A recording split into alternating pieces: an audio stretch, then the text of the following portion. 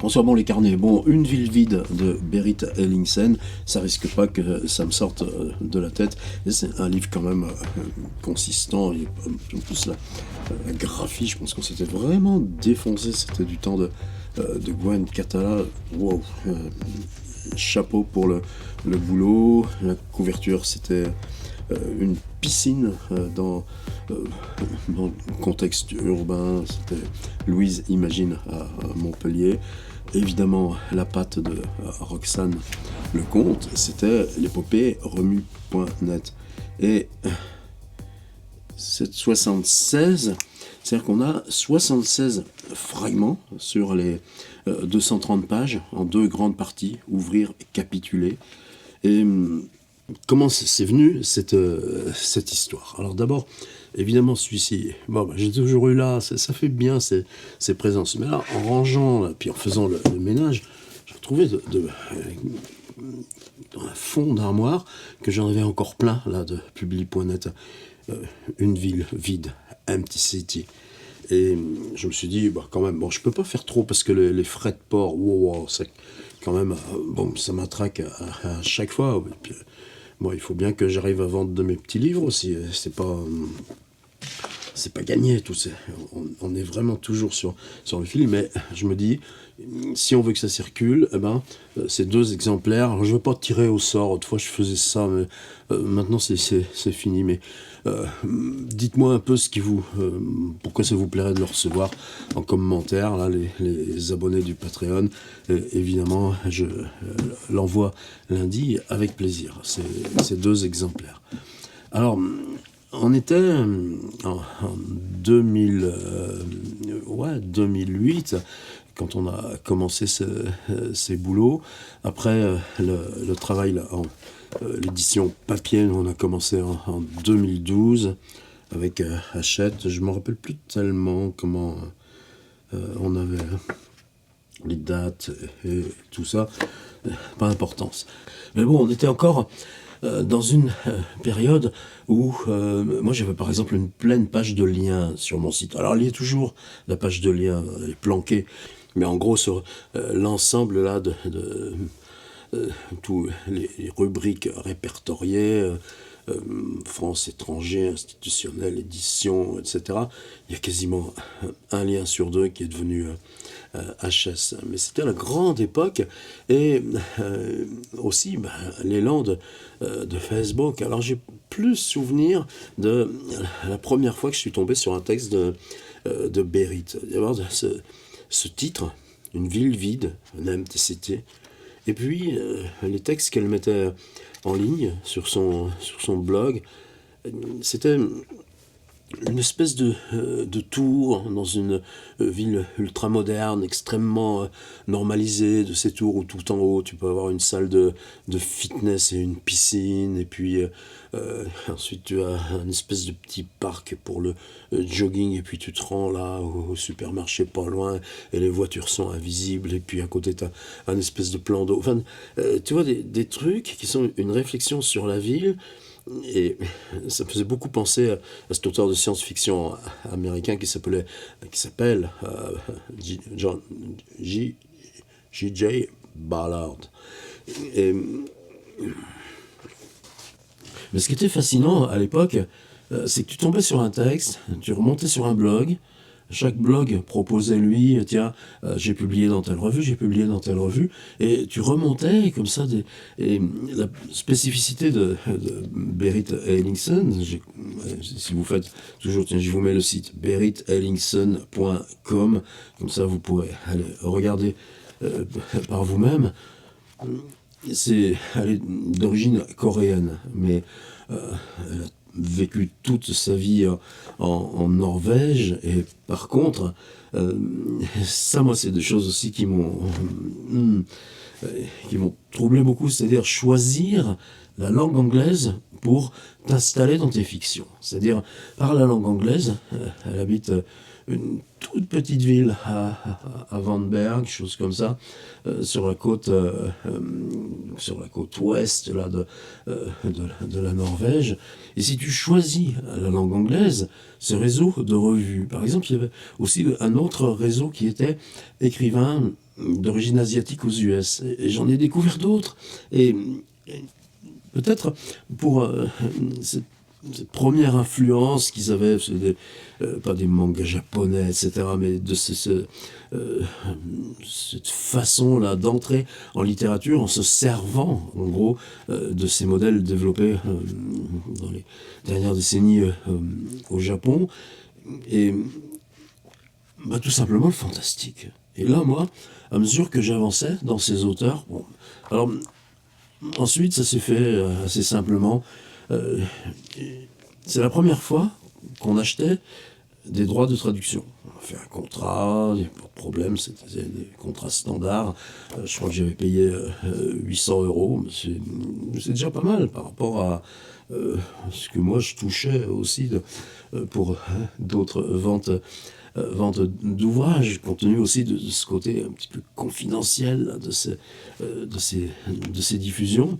Et est-ce qu'on a payé le traducteur? Non, parce que le traducteur, c'était moi. J'avais envie de traduire. Et bizarrement, c'était juste un petit peu avant que je commence Lovecraft. Donc il y avait ce truc-là, un rêve dans la forêt.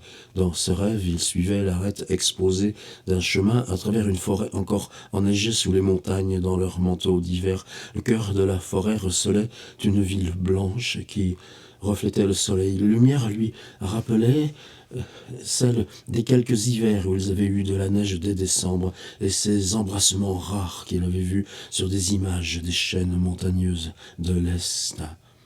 Il avait décidé d'entrer dans la ville en toute impunité. Son pâle mur d'enceinte était clos par une porte d'acier plein.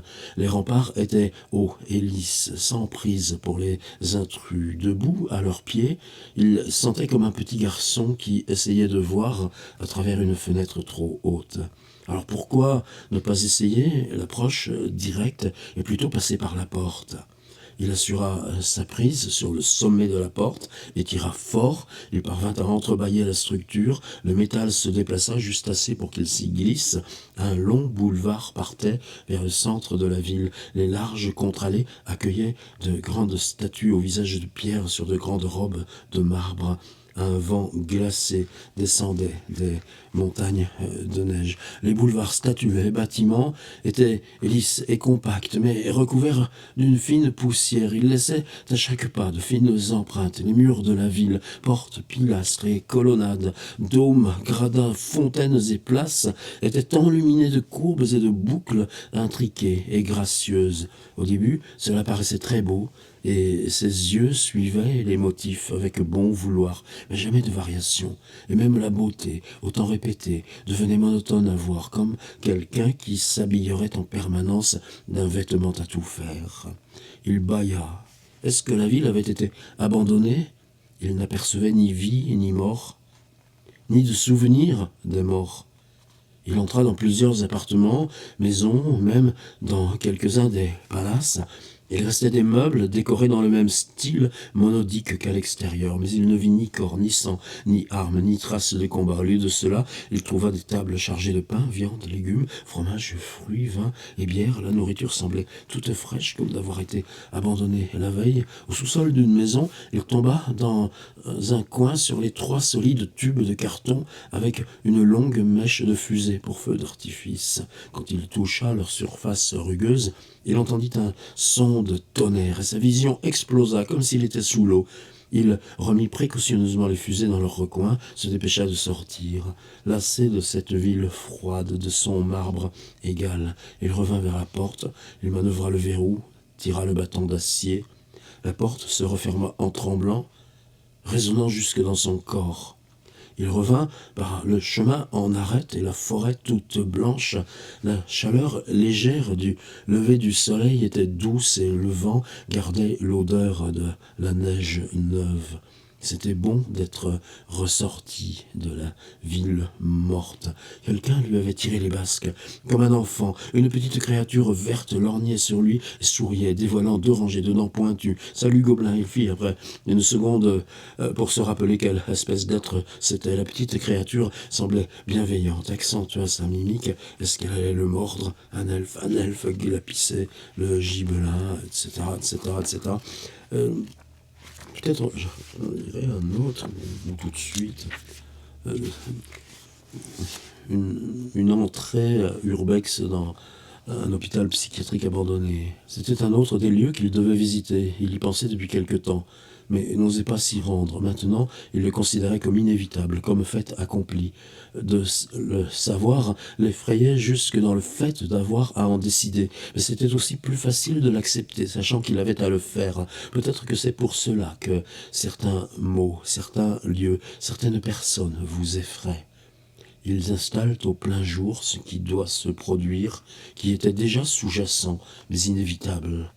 Il quitta la ville en voiture avec seulement son appareil photo, une bouteille d'eau. La question de la photo entre le narrateur et la ville est constamment présente ici, et ça fait un dédoublement évidemment qui renforce la lecture urbaine.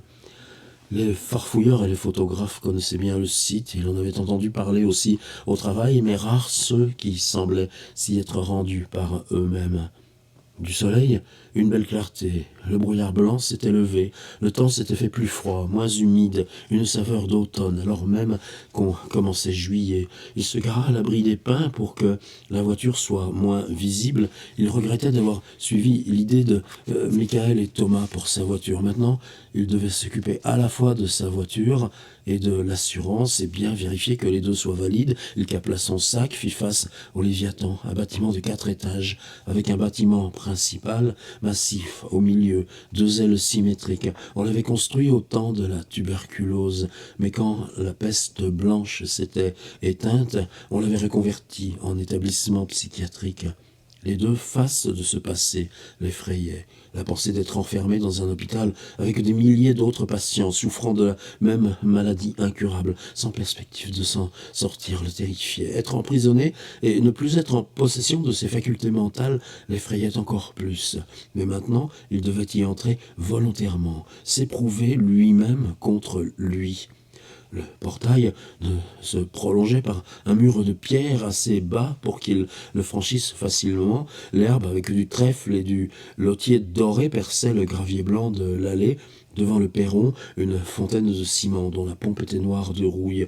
Le bassin s'était fissuré, l'herbe avait pénétré les cicatrices. Quand il le remarqua, il sourit. Il fit quelques images du perron, de la fontaine. Le bâtiment le surplombait brutalement. Les fenêtres qu'il apercevait étaient condamnées, brisées. Une large volée de marche conduisait à 2 portes belles et massives, sculptées façon Art Nouveau. Les portes étaient reliées par une chaîne et un cadenas, mais restaient entrebâillées, des feuilles mortes mêlées de sable entre les deux. Il se pencha pour passer sous la chaîne et entra, 3 baies en ogive dans l'escalier au fond du hall, l'éclairait largement, etc., etc., etc., etc. Celui-ci, je crois que c'est le fragment le plus long. Encore plus loin, c'était des salles plus spacieuses, avec des armoires à dossiers, des lampes, des bureaux. Dans une des pièces, un très beau fauteuil à bascule au dossier ouvragé qui craqua lourdement quand il s'y assit pour quelques autoportraits. Le soleil se réfléchissait dans une vieille lampe de métal tombée sur un bureau retourné. De la fenêtre brisée, il découvrit une large pelouse bordée par le mur de pierre et la forêt de pins. Le toit de sa voiture brillait dans le soleil d'après-midi, tant mieux, elle était encore là.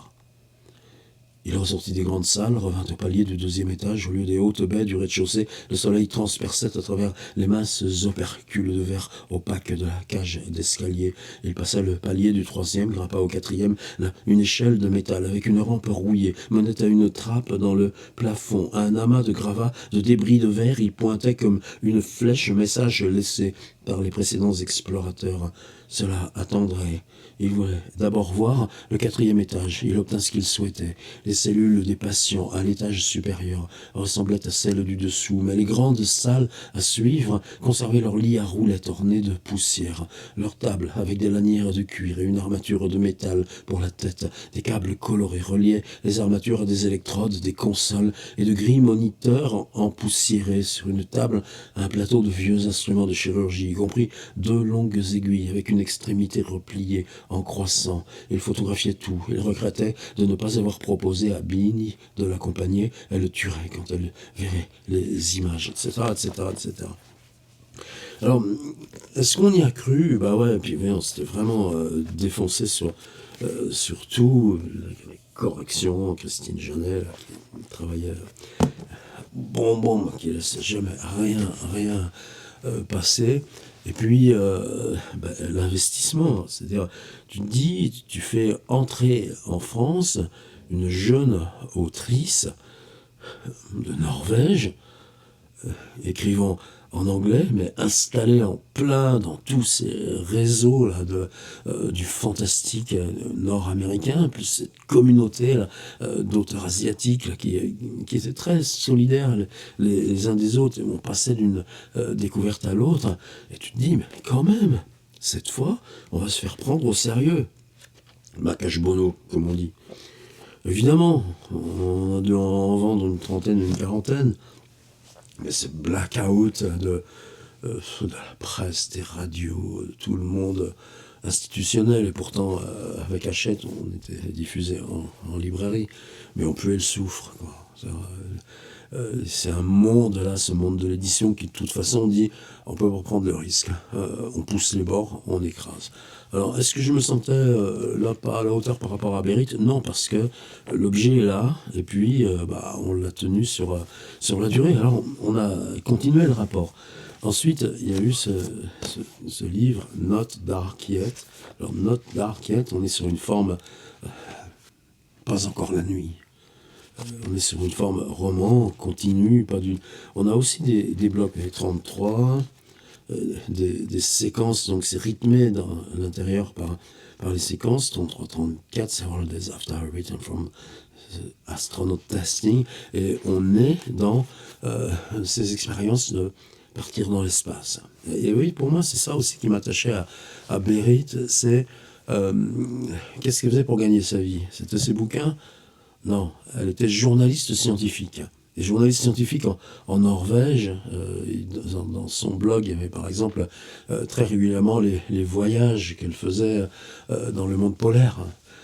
Et ce sur quoi elle et celle de sa génération travaillaient là, depuis Avenger en Norvège, c'était tout ce risque écologique. Mais tu comprends, il y a 15 ans de ça.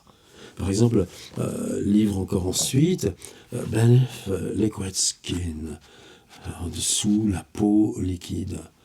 Et là, on est encore dans des fragments qui peuvent l'astronome et le roi, des côtés allégoriques qui, moi, me fait souvent penser à Dunsany, qui a été une influence déterminante pour H.P. Lovecraft, Polaris, le syndrome de Stendhal. Donc moi, il y avait une vraie appétence à continuer la traduction, c'est-à-dire le plaisir que j'avais fait ça. Puis on était, je vous dis, en collectif pour la correction, là, les maquettes, etc., etc. Mais après, qu'est-ce que tu investis, qu'est-ce que tu remets comme argent, et si on t'oppose une fin de non-recevoir à ce livre qui pour moi avait été une telle belle expérience, quel contrat je peux prendre avec, quel pacte je peux tisser avec l'auteur, Berit Ellingsen, pour être à la hauteur. Et la fin là de Le White, alors In the White, là, je crois que c'est cette nouvelle là, que j'ai traduite, parce qu'on essayait d'amorcer, donc ça, elle est toujours sur mon site Tiers-Livre, si vous cherchez à Berit Ellingsen, là, cette nouvelle truc. Et la dernière nouvelle du livre, une nouvelle, je n'aime pas trop le mot, mais oui, c'est une séquence là, de 3 pages, elle s'appelle quoi? Anthropocène. Mais là, on est en 2015. Alors son site est toujours en place. Par contre, il y a toujours un blog, mais si tu prends les derniers articles de blog, 2019, c'est-à-dire il y a 4 ans. Si tu prends la biblio, Benef Liquid Skin, il y est, Not Dark Yet, il y est, et encore un livre sur l'espace et les préoccupations là, de notre... tout simplement, est-ce qu'on peut installer... Alors maintenant, on en parle énormément, écho, poésie, master création, écho, machin, etc. Puis j'ai rien contre, tant mieux, et puis qu'est-ce que je les suis, et regarde ces auteurs, mais elle, peut-être justement parce que son boulot de journaliste scientifique, avec tout le temps les équipés qu'elle faisait pour aller retrouver les équipes là sur le terrain, ou visiter les laboratoires. Son dernier livre s'appelle Now We Can See the Moon. Et maintenant la Lune, on la voit. Alors il y a les articles, il y a tout ça, et si je regarde la date, alors la Lune, maintenant, on la voit, ça date de 2018.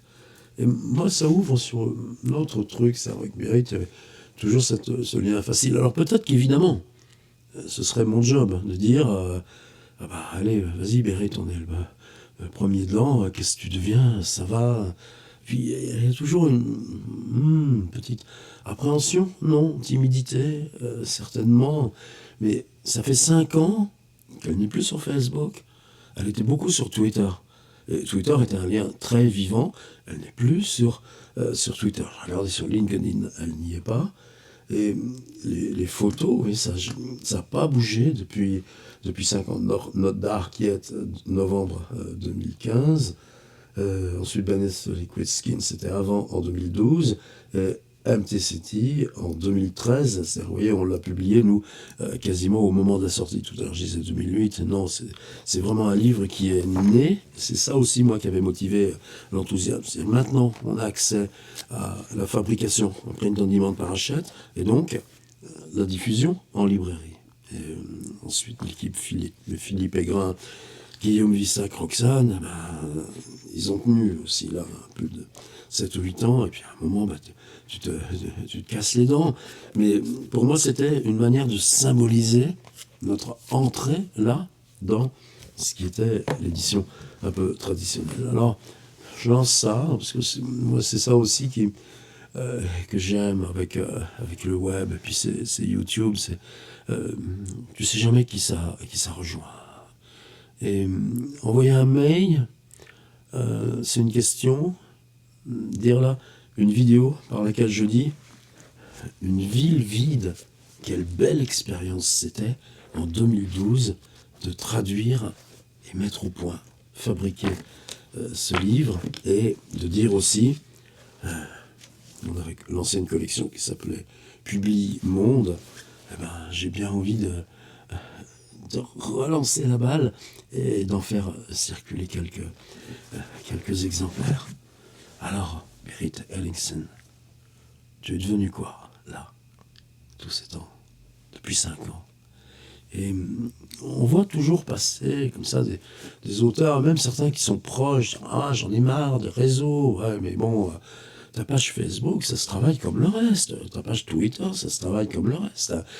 C'est-à-dire qui tu suis, qui tu ne suis pas, qu'est-ce que tu élagues, tries, pour que ce soit dans un espèce de consensuel mou. Non, juste pour que ce soit dans là où on a, nous, ce qui nous concerne, pour la littérature, les discussions esthétiques, théoriques. Ah non, c'est fini le réseau, je m'en vais de Facebook, je garde Messenger, etc., etc.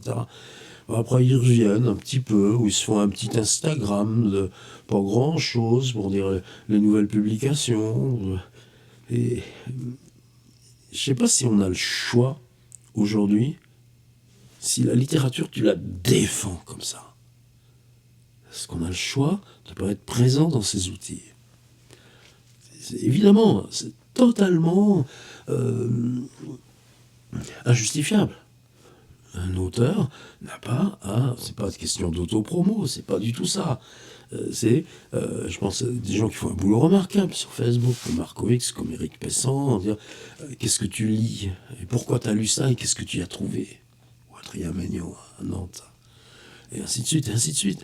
Et est-ce qu'on peut s'en dispenser? Est-ce qu'on peut le faire sans mouiller soi-même les mains dans le cambouis? On l'a redit 30 fois. Donc voilà, Berit a fait le choix de se retirer, et depuis 5 ans, c'est peut-être là-dessus que je voudrais finir, mais si c'est déjà un peu long cette vidéo. J'ai une espèce de fatalité des vidéos, des podcasts de 30 minutes en ce moment. En réfléchissant à ça tout à l'heure, au fait que depuis 5 ans, il n'y avait plus de nouvelles et plus de publications, il me repassait dans la tête tous ces auteurs, autrices, dans 40 ans de boulot, et qui avaient publié 2 livres, 3 livres, un seul livre, quelquefois plus, et puis tout d'un coup, qui arrêtent. Et je me dis, mais ce serait, pour en faire un thème, peut-être qu'il faudrait que j'en fasse d'abord une sorte d'inventaire, prendre le catalogue Minuit, puis alors il y a ceux qui sont morts.